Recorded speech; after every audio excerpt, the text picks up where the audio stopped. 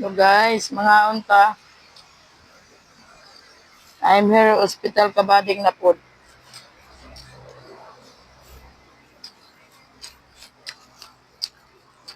Nakaligtas na ko sa akong usad nga apo. Ang ako na pong usad nga apo. Kaya niya na po ko. Nagkaray-karay na po may ganina. Sa naning orasa, wala pa'y pamahaw. Mau pa lang ato'y pagkaon. Mga alas 12. Hapon naman eh. Sa bagay din tao ni mga kwan karon sa mga bata karon. Usog din karon. Naga naga nagasuka. Unya nagakalibang pod. Mo kay mga panakit karon sa mga bata. Kaya kamo diha nga uban nga mga ginikanan amping mo sa inyong anak. Kay delikado. Kadugay pa jud namo na nakuha na nakabitan og swero akong apo.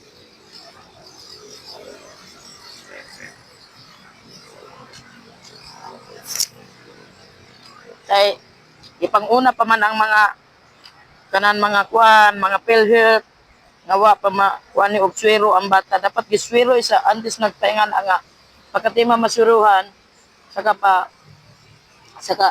saka pa ninyo ilakat-lakat ng mga PhilHealth na yan. Grabing pagtiyo sa bata, uy. Ay bisgo. Nako nagkaon no. Awa. Di ko pwede mo kaon dito kay na kaluod.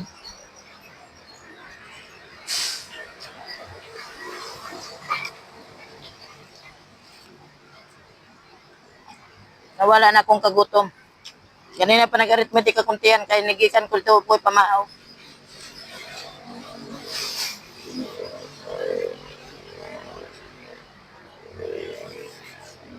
Kalingkawas na taon akong apo kay nakuha na siya na kabitan ng swero niya pati man nakasuso sa nanay niya nakatug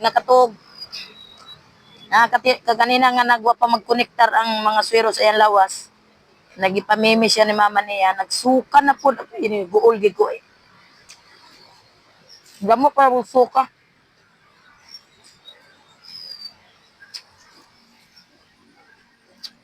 Okay, gutom gid ko. Ako patang bilinin akong anak kay sige patutoy walay kaon. Perhing una siya kung kaon kato may biskwit masige palitan ako kanang kape nga Energin.